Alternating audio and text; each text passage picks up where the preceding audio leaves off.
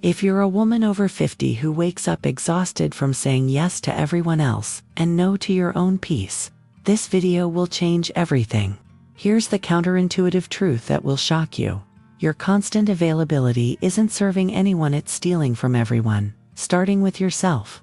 What I'm about to share sounds harsh but will set you free. Saying yes when you should say no isn't love. It's disobedience. It's disobedience to the God who designed you with limits, who modeled boundaries through Jesus, and who calls you to steward your energy wisely. This video is for every woman over 50 who's tired of being tired, who's ready to protect her peace without guilt, and who wants to learn what the Bible actually says about saying no.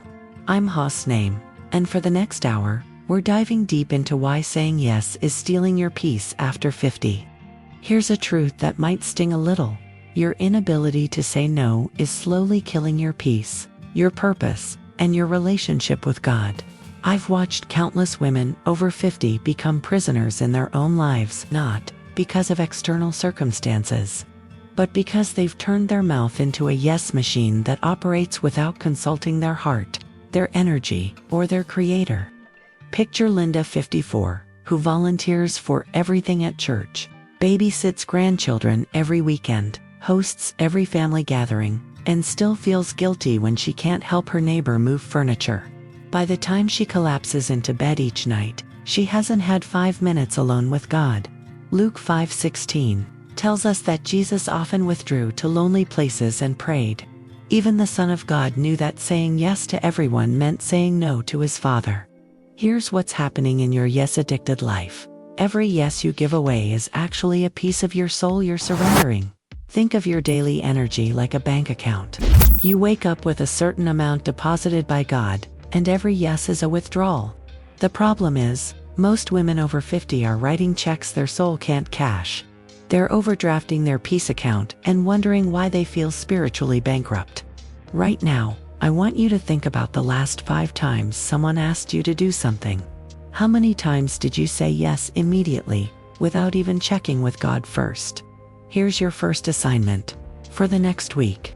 Before you say yes to anything, take a breath and say, "Let me check my calendar and get back to you." That pause is sacred. That pause saves souls. But here's what most women don't realize. Jesus himself modeled something that will shock you about the power of saying no. And when you see how the Savior of the world handled requests, everything changes. Here's something your Sunday school teacher probably didn't emphasize. Jesus said no, a lot. 2 sick people, 2 crowds who needed him, to his own family, 2 urgent requests that seemed like obvious opportunities to do good.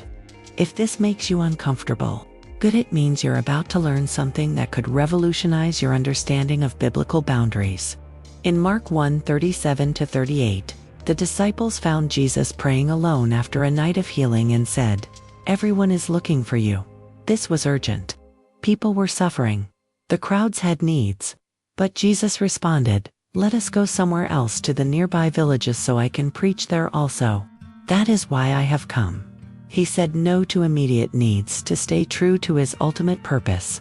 Jesus understood something we've forgotten. Saying yes to everyone means saying no to your calling.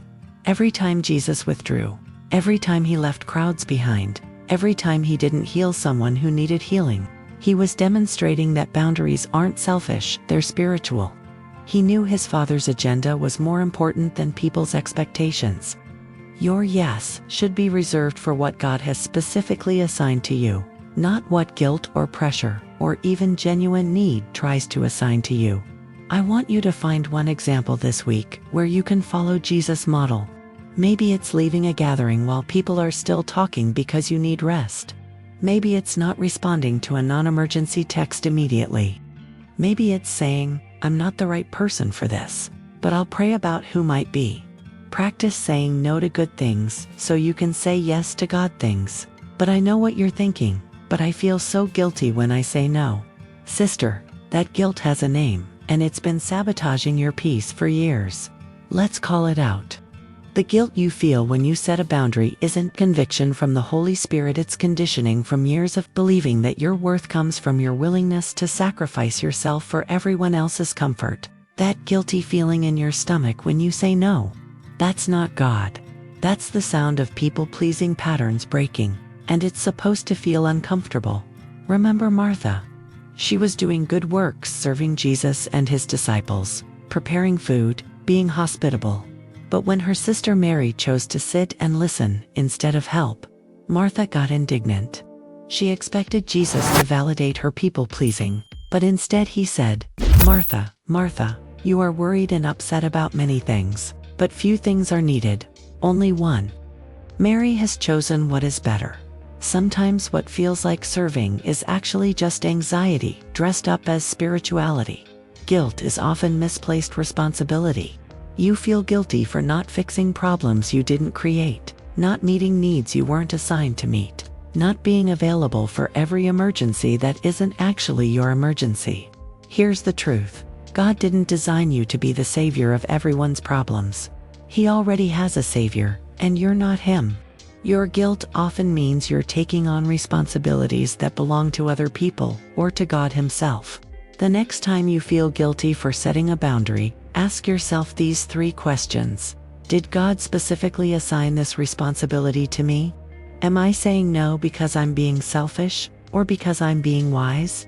What am I saying yes to when I say no to this? Write down your answers. You'll be surprised how often your guilt dissolves when you realize you're being obedient, not selfish. And speaking of obedience, there's a skill every woman over 50 must master: learning to distinguish between God's voice and people's demands. The difference will change everything. Not every request that comes your way is from God, even when it comes from good people asking you to do good things. Some requests are human convenience, masquerading as divine assignment. Learning to discern the difference between sacred callings and secular demands is the difference between a life of purpose and a life of exhaustion. When the devil tempted Jesus in the wilderness, he didn't tempt him with obviously evil things. He tempted him with good things: feeding hungry people, proving his divinity, gaining political power to do good in the world. Jesus recognized that even good suggestions can be satanic distractions. Proverbs 16:9 says, "In their hearts humans plan their course, but the Lord establishes their steps." Just because someone needs something doesn't mean God wants you to provide it. Sacred requests usually come with peace, even when they're challenging. They align with the gifts God has given you, the season you're in, and the direction He's leading your life. Secular requests, even ones that come from church, people often come with pressure, guilt, or the feeling that someone has to do it. So it might as well be me. God's assignments come with God's grace to complete them. Human assignments often leave you feeling drained and resentful. Before you say yes to any request this week, pray this simple prayer: God, is this from you? Does this fit with what you're doing in my life right now? Do I have peace about this decision? Then wait for an answer. Don't rush to fill the silence. God's voice often comes as a deep knowing, a sense of rightness or wrongness that transcends logic. Trust what He shows you. But here's where it gets really complicated for women over 50. We're often caught in the middle, caring for everyone from aging parents to struggling adult children. The caregiver's dilemma is real. If this first insight spoke to you, subscribe now so you don't miss the journey ahead. We're just getting started on this boundary transformation. Here's the trap that catches every caring woman over 50. You've spent decades training yourself to notice when others need help, and now you can't stop.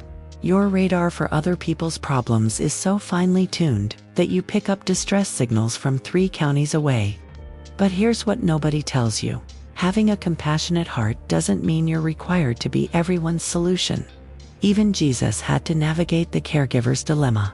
In Mark 3:31-35, his own mother and brothers came looking for him while he was teaching, probably worried about his health and demanding schedule. But instead of immediately dropping everything for family, he looked at those around him and said, "Whoever does God's will is my brother and sister and mother." He loved his family, but he didn't let their concerns dictate his calling. The caregiver's dilemma isn't just about time management, it's about identity management. You've learned to find your worth in being needed, your purpose in being useful. your peace in having everyone else settled and happy. But God never intended for your emotional well-being to depend on everyone else's emotional state. Think of it like being a lifeguard. A good lifeguard knows the difference between someone who's drowning and someone who just doesn't want to swim back to shore on their own. This week, I want you to identify one person in your life who has learned to depend on you for things they could handle themselves. Maybe it's an adult child who calls you to solve every minor crisis, or a friend who uses you as her personal therapist. Choose one small way to step back and let them handle their own situation. Start with something minor. Don't rescue, don't fix, don't even offer advice unless they specifically ask. And here's what's fascinating about stepping back from the caregiver role. It forces you to confront how you've been spending your most precious resource, your energy. Let's talk about that. Your energy is the most valuable currency you have, and you've been giving it away for free to people who wouldn't think twice about spending it. Every yes you give, every favor you do, every crisis you solve costs you something precious that you can never get back. At 50 plus, you don't have the luxury of treating your energy like it's unlimited. When the woman with the issue of blood touched Jesus' garment, he immediately knew that power had gone out from him. Mark 5:30. Even Jesus felt the energy cost of healing and helping others. He understood that giving has a price, and he was intentional about when and how he spent his spiritual and physical resources. If the Son of God had to manage his energy carefully, how much more should we? Think of your daily energy like a bank account. You wake up with a certain deposit, and every interaction, every task, every emotional investment is a withdrawal. Some people are energy drains, they take more than they give. Others are energy gains, they leave you feeling refreshed and renewed. The problem is, most women over 50 have never learned to budget their energy. They spend it like money they don't have and wonder why they feel bankrupt by noon. For 1 week, I want you to track your energy like you'd track expenses. Notice which activities, people, and commitments energize you and which ones drain you. Write it down. Don't judge it, just observe it. At the end of the week, ask yourself, am I investing my energy in ways that align with what God has called me to do, or am I just spending it on whatever seems urgent? But here's the beautiful thing about learning to steward your energy. It gives you the space to use one of the most powerful tools in your boundary toolkit. I call it the power of pause. Let me pray about it. 4 words that can save your sanity, protect your peace, and preserve your purpose. But most women over 50 have been conditioned to believe that needing time to think means they're being difficult, indecisive, or selfish. Here's the truth. Immediate yes is often disobedient yes. God rarely calls you to make important decisions under pressure. When the Israelites stood at the edge of the promised land, they sent spies to scout the territory before making their move. Even when God had already promised them the land, they took time to assess the situation. Proverbs 27:14 reminds us that plans fail for lack of counsel. But with many advisors they succeed. Sometimes the wisest advisor you can consult is time itself. The pause is powerful because it breaks the urgency addiction that drives most boundary violations. When someone pressures you for an immediate answer, they're usually trying to bypass your wisdom and appeal to your emotions. Think of the pause like a circuit breaker in your home. When too much pressure hits the system, it automatically shuts down to prevent damage. Your "let me pray about it" response protects you from making decisions you'll regret. Starting today, eliminate the phrase "yes, of course" from your vocabulary. Replace it with "that sounds important.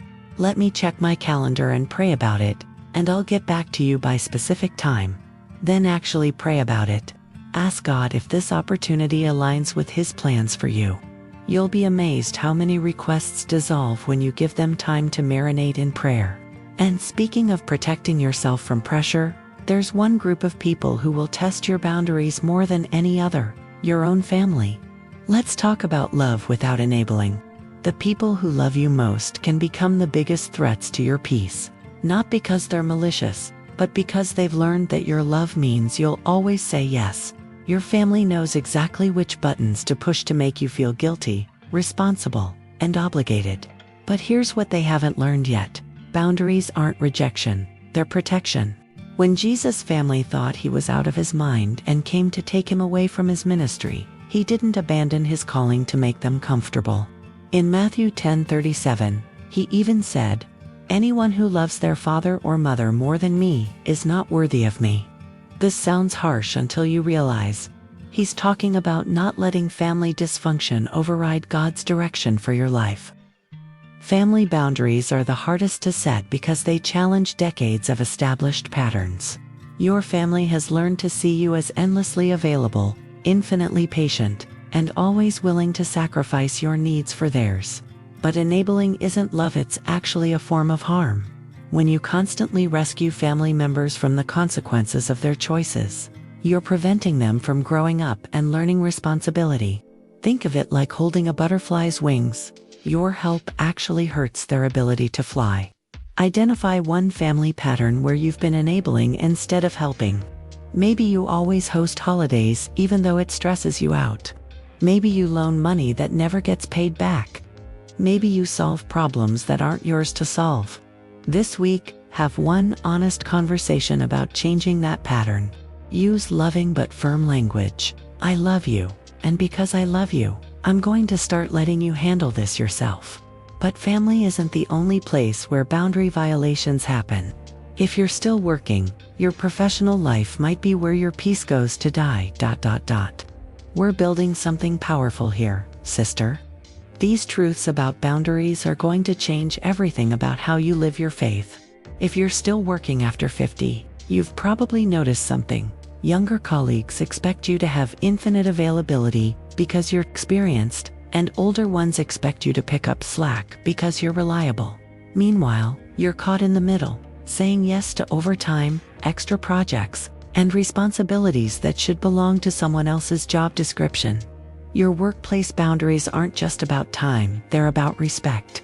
When the Israelites were enslaved in Egypt, they were expected to make bricks without straw, to do impossible work with insufficient resources.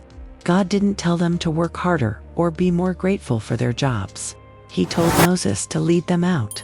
Sometimes the most spiritual thing you can do in a workplace situation is recognize when enough is enough. Ecclesiastes 3 reminds us there's a time for every matter under heaven, including a time to say no at work.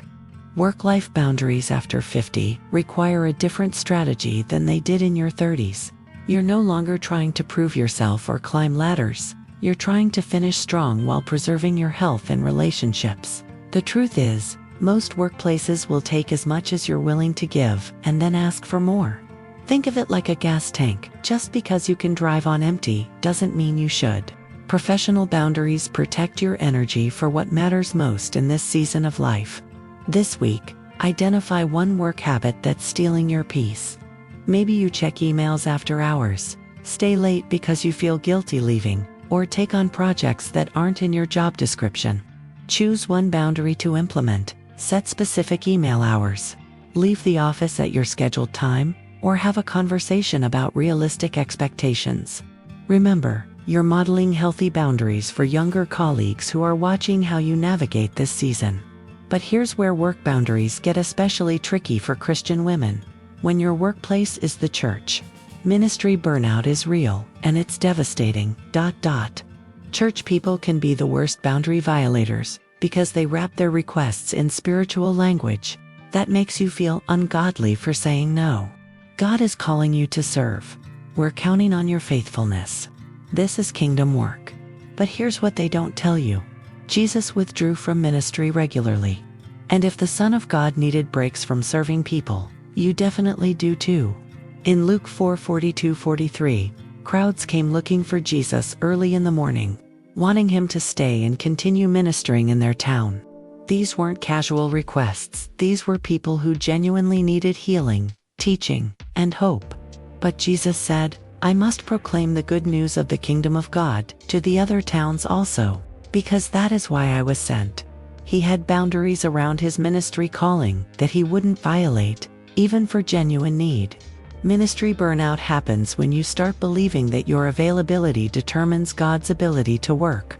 You begin to think that if you don't say yes to every church request, People will suffer and God's work won't get done. This is spiritual pride disguised as humility. God's plans don't depend on your exhaustion. He can accomplish His purposes through other people, other methods, other timing. Your job is to be faithful to what He's specifically called you to do, not to everything that needs doing. Look at your current church commitments honestly.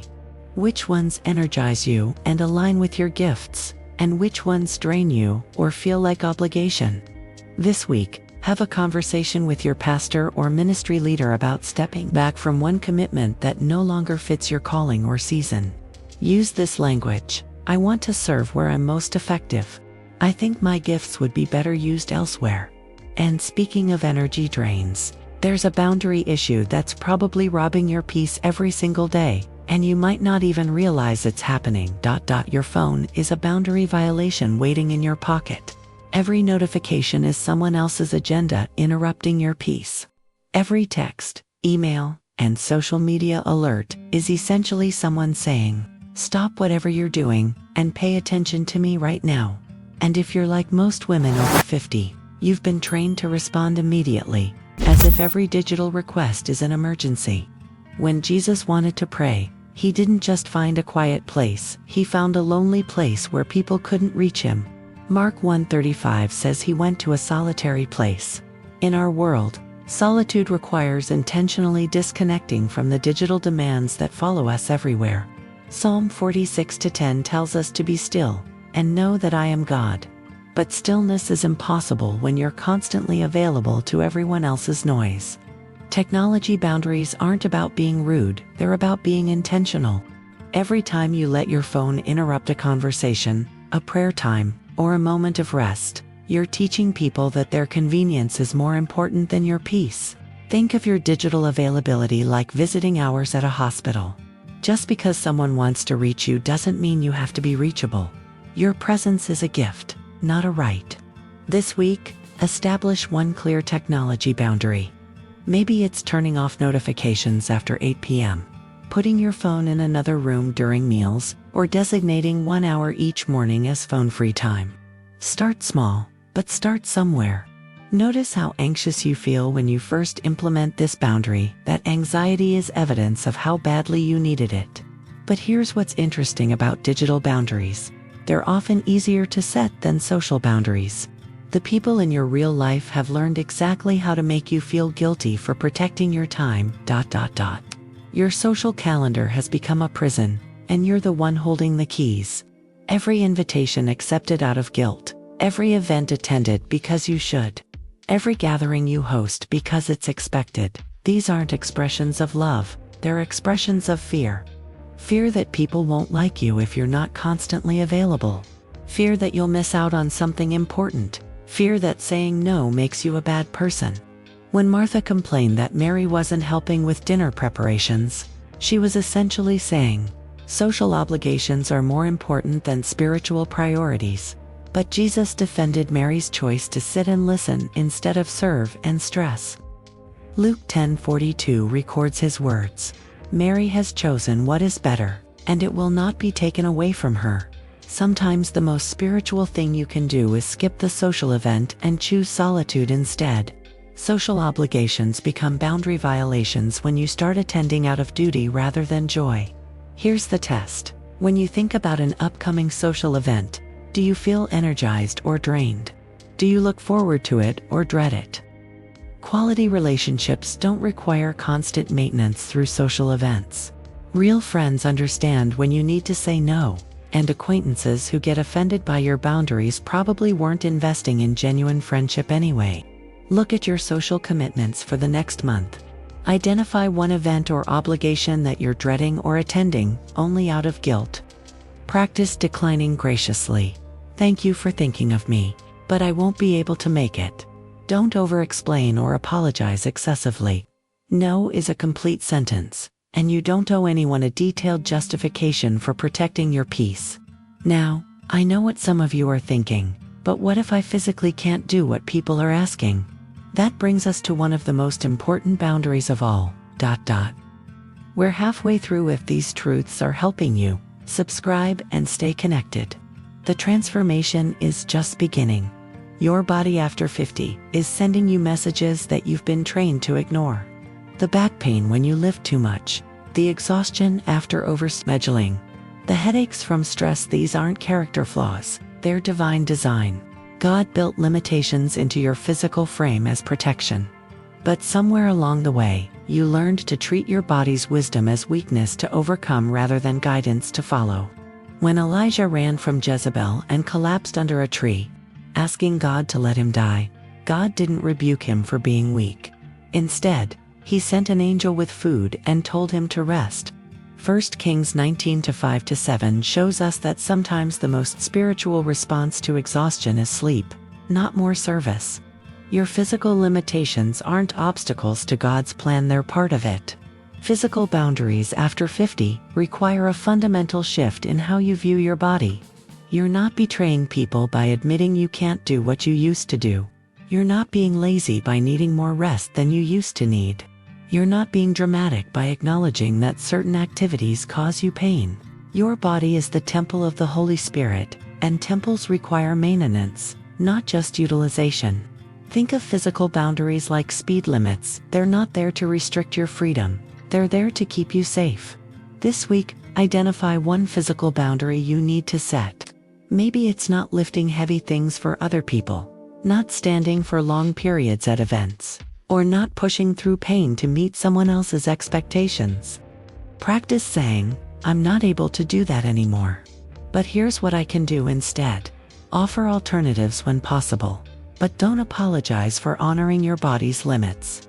And while we're talking about limitations, there's another area where women over 50 feel enormous pressure to say yes: financial requests.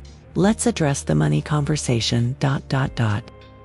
Money conversations reveal the deepest truth about your boundaries, whether you believe your resources belong to you or to everyone who asks for them. Financial boundaries aren't about being selfish with money, they're about being wise with the resources God has entrusted to your stewardship. Every dollar you give away in guilt or pressure is a dollar that can't be used for God's actual plan for your finances. When Judas criticized Mary for wasting expensive perfume on Jesus instead of selling it for the poor, he sounded spiritual and practical. But Jesus defended her choice to give lavishly in the right moment to the right person for the right reason. John 12:7-8 records Jesus saying, "Leave her alone. You will always have the poor among you, but you will not always have me." Even generosity requires discernment about timing, recipients, and amounts. Financial boundaries protect your ability to be generous when God calls you to be generous. When you loan money you can't afford to lose, give to every sob story that crosses your path, or feel obligated to fund every family member's poor decisions, you're actually limiting your capacity for true biblical giving. Think of your finances like a river with banks. The banks don't stop the flow, they direct it where it's supposed to go. Without financial boundaries, your generosity becomes a flood that helps no one. Create one specific financial boundary this week.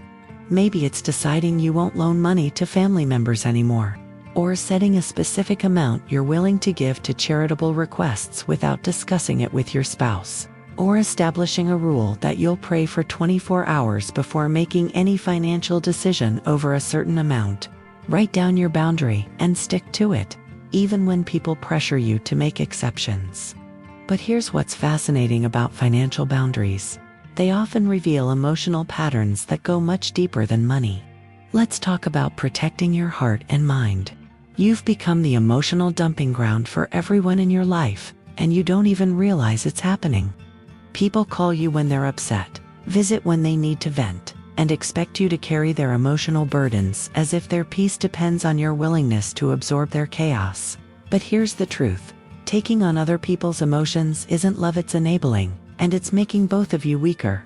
When Job's friends came to comfort him in his suffering, they started well, they sat with him in silence for 7 days.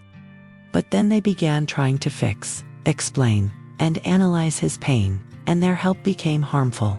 Sometimes the most loving thing you can do is refuse to take responsibility for someone else's emotional state. Galatians 6:2 tells us to carry each other's burdens. But verse 5 says each one should carry their own load. There's a difference between helping and enabling. Emotional boundaries mean you can care about someone without carrying their emotions. You can empathize without absorbing. You can listen without fixing. Think of emotional boundaries like a rain jacket. It keeps you dry while allowing you to walk alongside someone who's getting soaked. When you consistently absorb other people's emotional storms, you lose your ability to be a steady presence in their lives because you become just as unstable as they are. Identify one person in your life who regularly uses you as their emotional dumping ground. This week, practice setting a gentle but firm boundary. You might say, "I can see you're really struggling with this. Have you considered talking to a counselor about it?" Or, "I care about you, but I'm not able to process this with you right now." It will feel uncomfortable at first, but remember you're helping them learn to manage their own emotions. And here's what's beautiful about learning to set emotional boundaries. It prepares you for something even more challenging, your boundaries as your life seasons change. The boundaries that worked for you at 50 might be suffocating you at 60. The commitments that energized you in one season might be draining you in another. But most women over 50 feel guilty about changing their boundaries, as if consistency means never adjusting to new realities. Here's the truth. Seasonal boundary adjustments aren't betrayal, they're wisdom. King David had different boundaries as a shepherd boy than he did as a warrior, and different boundaries as a warrior than he did as a king. Each season of his life required different priorities, different relationships, and different ways of stewarding his time and energy. Ecclesiastes 3:1 reminds us that there's a time for every matter under heaven, including a time to say yes and a time to say no to the same things. Seasonal boundaries require you to regularly evaluate what's working and what isn't in your current life stage. The volunteer position that fulfilled you when your kids were young might feel burdensome now that you're caring for aging parents. The social commitments that energized you in early retirement might exhaust you as health issues emerge. Think of seasonal boundaries like updating your wardrobe. What fit perfectly last year might not fit your current reality. Take an honest inventory of your current commitments and boundaries. Ask yourself, what worked for me 5 years ago that doesn't work now? What boundaries do I need to adjust for this current season of my life? What would I need to say no to in order to say yes to what God is calling me to right now? Write down one boundary adjustment you need to make and take one small step toward implementing it this week. But here's where boundary setting gets really practical. How do you actually say no in a way that's kind but firm? Let's learn some scripts. Look how far we've come together. You're learning to protect your peace in ways that honor both your limitations and your calling. You know you need to say no, but the words get stuck in your throat every time someone asks for something. You end up saying yes when you mean no, or saying no but apologizing so much that people think you don't really mean it. Here's what you need. Actual scripts for actual situations that let you be kind without being weak, firm without being harsh. When the Pharisees tried to trap Jesus with difficult questions, he didn't stumble over his words or apologize for his responses. He was clear, direct, and unapologetic about his boundaries. In Matthew 22:21, when asked about paying taxes, he simply said, "Give back to Caesar what is Caesar's, and to God what is God's." No lengthy explanations, no guilt, no people-pleasing, just truth delivered with confidence. Effective boundary communication is about clarity, not cruelty. You don't need to justify your no with a detailed explanation of your schedule, your finances, or your feelings. Most people accept clear boundaries better than they accept wishy-washy maybes. Think of boundary scripts like having the right tool for the job. When you know exactly what to say, you're more likely to say it with confidence and less likely to cave under pressure. Memorize these 3 boundary scripts this week. For time requests, "I'm not available for that, but thank you for thinking of me." For financial requests, "That's not in my budget right now." For emotional dumping, "I can see you're struggling. Have you talked to anyone professional about this?" Practice saying them out loud until they feel natural. The key is to say them kindly but without apology. But here's what happens when you start using these scripts. Some people won't like your new boundaries. They'll push back, test your resolve, and try to make you feel guilty. Let's talk about handling boundary violations. When you start setting boundaries, some people will act like you've personally attacked them. They'll guilt trip you, manipulate you, or get angry with you for protecting your peace. Here's what they're really upset about. You've stopped being predictably available for their convenience. Their reaction to your boundaries tells you everything you need to know about their respect for you. When Jesus cleansed the temple, the religious leaders were furious not because he was wrong, but because he was disrupting a system that benefited them. Sometimes when you set boundaries, people get angry because they lose the advantage they had when you had no limits. Jesus didn't apologize for upsetting people who were taking advantage of others. In John 2:16, he said, "Stop turning my Father's house into a market." Sometimes righteous boundaries require righteous firmness. Boundary violations usually follow a predictable pattern. First, they'll test your resolve with small pushes. Then they'll escalate to guilt trips or emotional manipulation. Finally, they might resort to anger or threats to withdraw their relationship. Here's the key. People who truly care about you will respect your boundaries, even if they don't like them. Those who violate your boundaries repeatedly are showing you that they value their convenience more than your well-being. When someone violates a boundary you've set, use this 3-step response. First, restate the boundary clearly. As I mentioned, I'm not available for that. Second, acknowledge their reaction without taking responsibility for it. I can see you're disappointed. Third, redirect or end the conversation. Let's talk about something else, or I need to go now. Don't defend, explain, or apologize for protecting yourself. And here's what's crucial to remember during boundary violations. You're going to make mistakes. You're going to feel guilty. You're going to want to give up. That's when you need self-compassion more than ever. You're going to mess up your boundaries. You're going to say yes when you meant to say no. Cave under pressure when you're meant to stand firm. And feel guilty for protecting yourself when you should feel proud. Here's what you do with that guilt. Nothing. Guilt over healthy boundaries is not conviction from God's conditioning from years of people-pleasing, and it will pass if you don't feed it. When Peter cut off the soldier's ear, defending Jesus, he was trying to do the right thing but went about it the wrong way. Jesus didn't shame him for his mistake, he simply corrected the action and healed the damage. In Luke 22:51, Jesus just said, "No more of this," and fixed what needed fixing. Sometimes learning healthy boundaries means making mistakes and then making corrections, not achieving perfection from the start.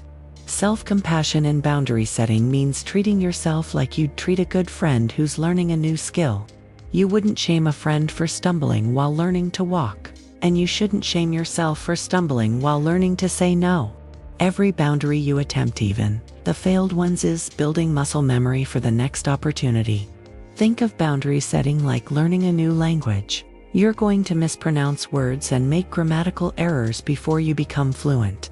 The next time you mess up a boundary, try this self-compassion script. I'm learning something new, and learning requires practice. That didn't go the way I wanted, but I'm proud of myself for trying. What can I learn from this experience that will help me next time? Write down one lesson from your boundary mistakes this week, and celebrate the fact that you're brave enough to keep trying. And speaking of support while you're learning, you're going to need people in your life who understand and respect your new boundaries. Let's talk about building that support system. The people who've benefited from your lack of boundaries won't celebrate your new boundaries. They'll resist them, test them, and try to convince you that protecting yourself is selfish. That's why you need a support system of people who understand that boundaries aren't walls, they're gates with you as the gatekeeper, deciding what comes in and what stays out. When Nehemiah was rebuilding the walls of Jerusalem, his enemies mocked him, threatened him, and tried to distract him from his work. But he had supporters who helped him continue the construction while staying alert to opposition. Nehemiah Jumpat Lewat 17 Menit says, "From that day on, half of my men did the work, while the other half were equipped with spears, shields, bows, and armor." Sometimes protecting your boundaries requires having people who will stand guard with you. Building boundary support means finding people who model healthy limits in their own lives and celebrate them in yours. These might be friends who don't guilt trip you for saying no, family members who respect your availability limits, or mentors who've learned to protect their own peace. You need people who understand that your boundaries make you a better friend, family member, and servant of God, not a worse one. Look for people who say things like "good for you" for saying no to that instead of "but they really need your help." Identify 2 people in your life who seem to have healthy boundaries themselves. This week, have a conversation with one of them about your boundary setting journey. Ask for their support and accountability. You might say, "I'm learning to say no to things that don't align with what God's calling me to do. Can you help me stay strong when I'm tempted to people please?" Having even one person who celebrates your boundaries makes all the difference. And here's the beautiful thing about building support for your boundaries. It positions you to teach the next generation how to protect their peace from the very beginning. Let's talk about legacy boundaries. The boundaries you set today aren't just about your peace, they're about the example you're setting for your daughters, granddaughters, and every younger woman who's watching how you navigate this season of life. When you say no without guilt, you're teaching them that their worth isn't determined by their availability. When you protect your time and energy, you're showing them what healthy stewardship looks like. In Titus 2:3-4, Paul instructs older women to teach what is good, and so train the young women. This includes teaching them how to set healthy limits, make wise choices, and protect their peace. One of the most powerful lessons you can pass on is that saying no to good things allows you to say yes to God things. Your boundary legacy is part of your spiritual legacy. Legacy boundaries mean thinking beyond your immediate peace to the long-term impact of your choices. When your adult daughter sees you setting limits with extended family, she learns that she can do the same. When your granddaughter watches you say no to overwhelming commitments, she learns that her energy is valuable. When younger women in your church observe you protecting your time for prayer and rest, they learn that spiritual disciplines require practical boundaries. Think about the younger women in your life, daughters, granddaughters, nieces, mentees, or friends. What boundary lesson do you most want them to learn from watching you? This week, have an intentional conversation with one younger woman about boundaries.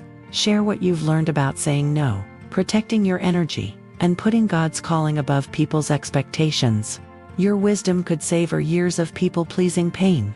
And now, beautiful sister, we come to the moment of decision. Everything we've talked about leads to this: your personal commitment to start protecting your peace. Are you ready? The finale is coming. Make sure you subscribe so you never miss what's next. We're about to create your personalized boundary plan. Everything we've talked about for the past hour comes down to this moment. Will you choose peace over people-pleasing? Will you trust God's design for your life over other people's demands on your life? Will you believe that saying no to some things allows you to say yes to the right things? Your boundary-setting journey starts with a prayer and a plan. When Jesus taught his disciples to pray, he included the words "deliver us from evil" in what we call the Lord's Prayer. Sometimes the evil we need deliverance from isn't external temptation, it's the internal compulsion to say yes to everything and everyone. Matthew 6:13 reminds us that we need God's help to resist what seems good but isn't God's best for us. Your boundary-setting plan needs divine wisdom and supernatural strength. Your boundary-setting prayer plan has 3 components: daily prayer for wisdom to discern God's yes from people's pressure, weekly review of your commitments to ensure they align with your calling, and monthly evaluation of your energy and peace levels to identify needed adjustments. This isn't about becoming hard-hearted or selfish, it's about becoming more like Jesus, who only did what he saw the Father doing and only went where the Father was leading. Starting today, pray this boundary prayer every morning. God, help me to see this day through your eyes. Show me what you want me to say yes to, and give me courage to say no to everything else. Protect my peace so I can serve from a full heart, rather than an empty obligation. Let my availability reflect your priorities, not people's preferences. Then throughout the day, pause before every commitment, and ask, is this from you? Sister, your story of boundary setting starts now. Your peace-filled life begins with your next no. Your purpose-driven days start when you stop saying yes to everything that seems urgent and start saying yes only to what's truly important. The question is, what will you choose? Sister, look at the journey we've taken together. We've exposed the yes epidemic that's been stealing your peace. We've seen how Jesus modeled healthy boundaries and learned to escape the guilt trap that keeps us people-pleasing. We've discovered how to discern sacred requests from secular demands and navigate the caregiver's dilemma without losing ourselves. We've learned to treat our energy as precious currency and harness the power of pause. We've built family boundaries that love without enabling and work-life limits that protect our purpose. We've addressed ministry burnout and technology boundaries. We've chosen quality over quantity in social obligations and honored our physical limitations. We've set financial boundaries and emotional boundaries. We've learned to adjust boundaries seasonally and communicate them clearly. We've handled boundary violations with grace and practiced self-compassion when we stumble. We've built support systems and created legacy boundaries that teach the next generation. 22 transformations, 22 ways to protect your peace and reclaim your purpose. But it all comes down to your prayer plan and your daily choices. Here's what I want you to remember. Your yes should be reserved for what God has specifically assigned to you, not what guilt, pressure, or even genuine need tries to assign to you. When you say no to the wrong things, you're saying yes to the right things. Your boundaries aren't barriers to love, they're the foundation for sustainable love. So here's my challenge to you. What boundary will you set this week to protect the peace God wants you to have? Will you finally say no to that commitment that's draining your soul? Will you set limits with that family member who treats you like their personal problem solver? Will you stop checking emails after hours or answering calls during your prayer time? Your boundary-setting journey is a spiritual discipline that honors God and serves others better than your constant availability ever could.